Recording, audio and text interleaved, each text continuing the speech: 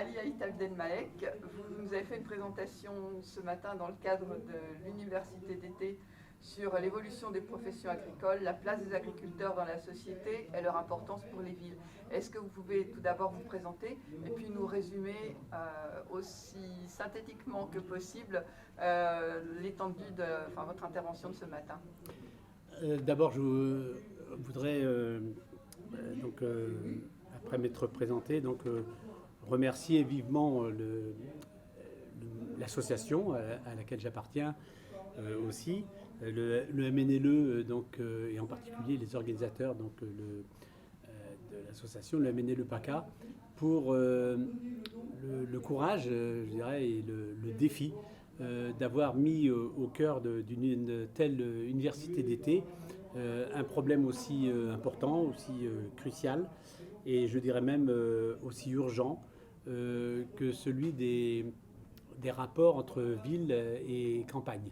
Donc, je m'appelle Ali Haït Abdelmalek, je suis professeur des universités en sociologie à l'université de Rennes de Haute-Bretagne. Par ailleurs, je préside une association, le groupe d'études et de recherche sur les pays.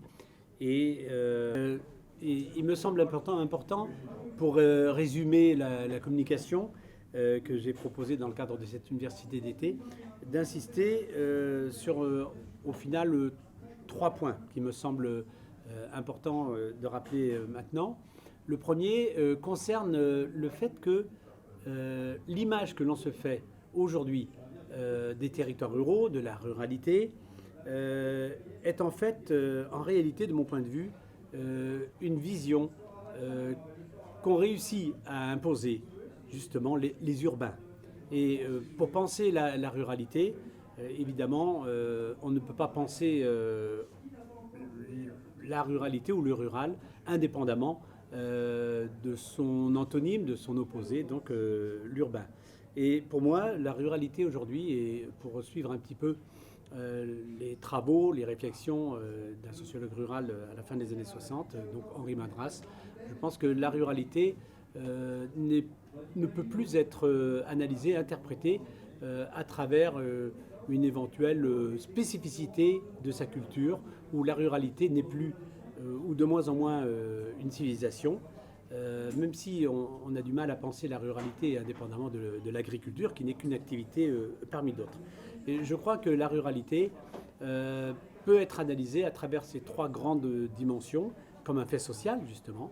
La première, c'est la dimension politique, la seconde, c'est la dimension économique, et enfin, la dimension culturelle. Mais par rapport à ce que je viens de dénoncer, je crois que la ruralité aujourd'hui doit être considérée quasi exclusivement comme un territoire, comme un espace. Et donc aujourd'hui, pour poursuivre un petit peu dans la lignée de ce message, je crois que dans les esprits, dans nos têtes, dans les représentations sociales, eh bien, il y a une sorte de similitude entre l'urbanisation et la mondialisation. Et du même coup, la similitude renvoie au fait qu'il y a une sorte d'équation entre ruralité et développement local. Et enfin, je pense que s'il y a un point sur lequel il était important de revenir, et donc un point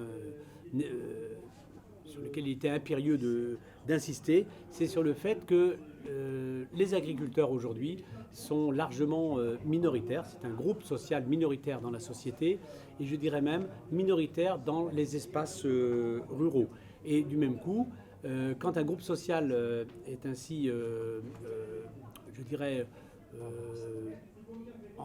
subit une sorte de rupture démographique, c'est un vrai déclin. Le déclin démographique dans le monde agricole est vécu comme un véritable déclin social.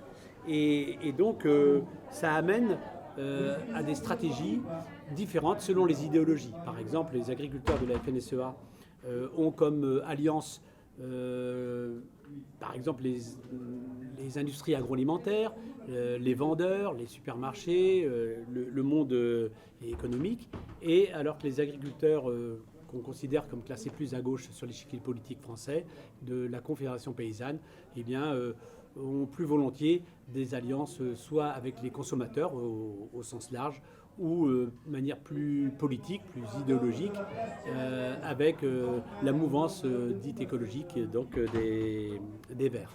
Donc voilà en gros les deux grands messages qu'il m'a semblé important d'apporter et de transmettre dans le cadre de l'université d'été du MNLE.